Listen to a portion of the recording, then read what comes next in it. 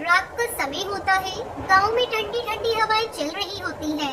तभी भूतिया टूनी चिड़िया की आत्मा वहां आ जाती है। नहीं छोड़ूंगी, किसी को भी नहीं छोड़ूंगी। जो मेरे बच्चे को परेशान करेगा मैं उन सभी को मार दूंगी। ये कहकर वो मुखिया के घर चली जाती है और उसकी गर्दन दबाकर कहती है, मुखिया के बच्चे, तेरी हिम्मत कैसे हुई मेरे बच्चे को परेशान करने की? अगर तूने दोबारा मेरे बच्चे को परेशान करने का सोचा भी तो मैं तुझे नर्क के द्वार में पहुंचा दूंगी। अरे अरे भूतिया चिड़िया की आत्मा, मुझे छोड़ दे। अरे जाने दो मुझे माफ कर दे। मुझसे बहुत बड़ी गलती हो गई। आज के बाद मैं तेरे बच्चों की तरफ देखूंगा भी नहीं। और तो और जिस मकान में तेरे बच्चे रह रहे हैं मैं वो मकान भी तेरे बच्चों के ही नाम कर दूंगा। तब तक आप लोग कमेंट में बताएं 78 + 78 कितने होते हैं? अरे वाह, ये भी सही है। इससे अच्छा सौदा मुझे और क्या मिलेगा? जल्दी जाओ, अभी के अभी अपनी तिजोरी से उस मकान के पेपर निकाल। फिर कड़कनाथ सेठ उसे घर के पेपर दे देता है, लेकिन भूतिया टूनी चिड़िया की आत्मा उसे मार देती है। अगले दिन उसका बेटा कालू घर पर आता है तो अपने बाप को मरा हुआ देखकर कहता है, पिताजी, ये आपको क्या हो गया? अरे भगवान, आखिर रात में पिताजी को ऐसा क्या हुआ जिसके चलते उनकी मृत्यु हो गई? दूसरी तरफ भूतिया टूनी चिड़िया की आत्मा के 7 बच्चे भूखे प्यासे अपनी माँ को याद करने लगते हैं। माँ, आप हमें छोड़कर कहाँ चली गई थी? हमें आपकी बहुत याद आ रही है। माँ, वापस आ जाओ। तभी उनके सामने उनकी भूतिया माँ उनके लिए खाना गर्म कपड़े लेकर आती है। अरे ये भूतिया चिड़िया की आत्मा हमारी माँ की तरह क्यों दिख रही है? हाँ बेटा, तुमने बिल्कुल सही कहा, मैं तुम्हारी माँ ही हूँ। ये देखो, मैं तुम्हारे लिए खाना लेकर आई हूँ और आज के बाद मुखिया तुम्हें इस घर से कभी नहीं निकालेगा। तुम्हें जो भी चाहिए होगा मैं तुम्हें ला कर दूंगी। ऐसा कहकर वो अपने 7 बच्चों को लोरी सुनाने लगती है। सो जा मेरे प्यारे बच्चों, मम्मी आई है। जल्दी सो जा बच्चों, खाना मजेदार आई है। ऐसे ही देखते देखते रात हो जाती है और आधी रात के समय भूतिया चिड़िया की आत्मा फिर से गांव में प्रकट होती है। नहीं छोड़ूंगी, किसी को भी नहीं छोड़ूंगी। जिन्होंने भी मेरे बच्चों को परेशान किया है मैं उन सभी से बदला लूंगी। ऐसा कहते ही वो कालू हरी तोता और टुनटुन के घर पहुंच जाती है और उन तीनों को बहुत परेशान करती है। छोड़ दो हमें। आज के बाद हम ऐसी गलती कभी नहीं करेंगे। कहाँ भूतिया चिड़िया की आत्मा, हमसे गलती हुई है। हम तुम्हारे आगे हाथ जोड़ते हैं, हम तुम्हारे आगे माफी मांगते हैं। अगर ऐसी बात है तो चलो मेरे बच्चों से माफी मांगो। लेकिन तभी वहाँ पर बंडी कबूतर एक बाबा को लेकर पहुँच जाता है। आखिरकार तू मेरे हाथ लग ही गई। बता भूतिया चिड़िया की आत्मा, क्यों तू इन गाँव वालों को परेशान कर रही है? तुझे क्या लगता है कि तुम मुझसे कुछ भी पूछोगे और मैं तुम्हें सब कुछ बता दूंगी? जा यहाँ से, अगर तुझे अपनी जान प्यारी है। बाबा अपनी जादू शक्ति से उसको एक जोरदार करंट का झटका मारता है। रुक जाओ, मैं तुम्हें सब कुछ बताती हूँ। कुछ समय पहले मैं अपने बच्चों के साथ झोपड़ी में रहा करती थी।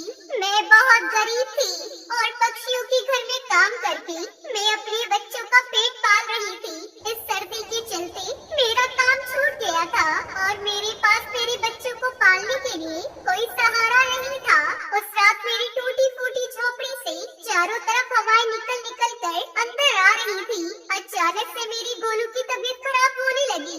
मैं पक्षियों से मदद मांगने के लिए बाहर आई। किसी तरह मैंने गाड़ी रोकने की कोशिश करी, लेकिन वो गाड़ी नहीं रुकी बल्कि मेरे ऊपर चढ़ गई। उस समय मुझे ये पता चला कि शायद मैं मर चुकी हूँ। मरने के बाद मेरी आत्मा को शांति नहीं मिली और मैं भूतिया चिड़िया की आत्मा बन गई। तब से मैं अपने बच्चों की रक्षा करने के लिए उनके साथ हूँ। देख भूतिया टूनी चिड़िया की आत्मा, तेरे साथ जो भी हुआ बहुत गलत हुआ, लेकिन ये जगह तेरे रहने के लिए नहीं है। इसलिए मेरी बात मान और यहाँ से चली जा।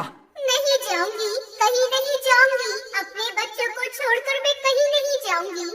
बाबा को ना चाहते हुए भी उसको काबू में करने के लिए उसके ऊपर गंगा जल छिड़कना पड़ता है, जिसके बाद वो बहुत कमजोर पड़ जाती है और धीरे धीरे बाबा की कांच की बोतल में कैद हो जाती है। फिर बाबा उसे अपने साथ ले जाता है। तब से गांव में सभी पक्षी खुशी खुशी उसके बच्चों की देखभाल करने लगते हैं।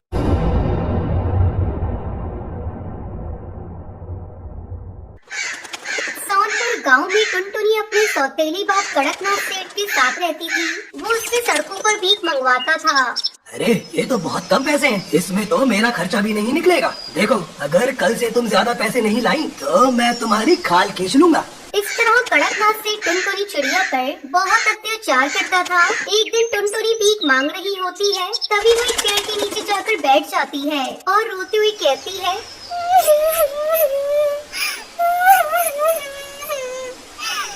मेरा सौतेला बाप तो मुझसे इस तरह जिंदगी भर भीख मंगवाता रहेगा।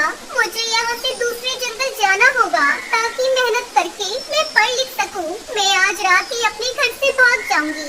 फिर रात को कड़कनाथ के सोते ही टुनटुनी चुपके से दरवाजा खोलकर भाग जाती है, लेकिन अंधेरा होने की वजह से वो रास्ता भटककर एक घने जंगल में पहुंच जाती है। तभी थोड़ी देर के बाद उसे अपने सामने बहुत ही सुंदर ढाबा दिखाई देता है। वो बहुत भूखी थी। वो ढाबे के पास पहुंच जाती है, लेकिन वहां का नजारा देखकर उसके होश उड़ जाते हैं। ढाबे के अंदर ढेर सारी भूतिया चिड़िया की आत्मा बैठकर खाना खा रही थी। तभी भूतिया चिड़िया की आत्मा उसे देख लेती है।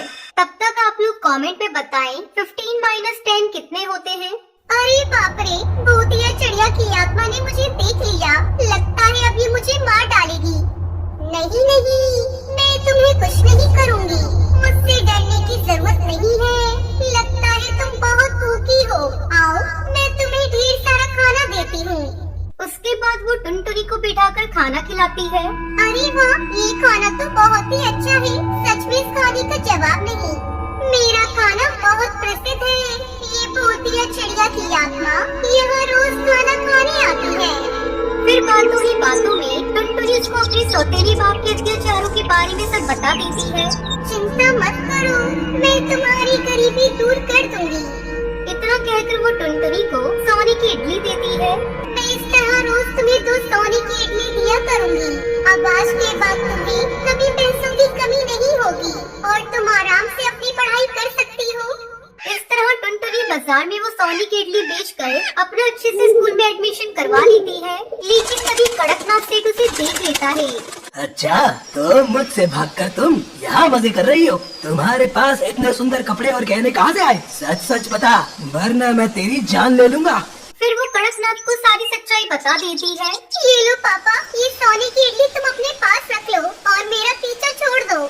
अरे तूने मुझे बेवकूफ समझ रखा है। ये इडली नहीं बल्कि उस भूतिया चिड़िया की आत्मा का पता बताओ, ताकि उसे मारकर मैं सारी सोने की इडली एक साथ हासिल कर लूं।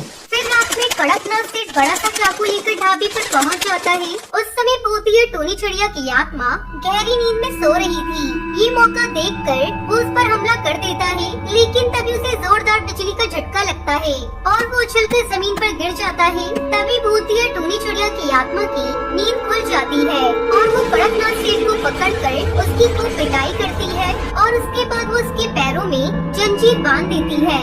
अब तू यहाँ से कहीं नहीं जा पाएगा। आज से तू मेरे ढाबे का नौकर का काम करेगा। कड़कनाथ सेठ भूतिया टोनी चिड़िया की आत्मा के सामने बहुत गिड़गिड़ाता है, लेकिन वो उसे नहीं छोड़ती। फिर उस दिन से कड़कनाथ सेठ हमेशा के लिए उसका नौकर बनकर उसके ढाबे पर काम करने के लिए मजबूर हो जाता है। इस तरह कड़कनाथ सेठ को उसकी की सजा मिल जाती है।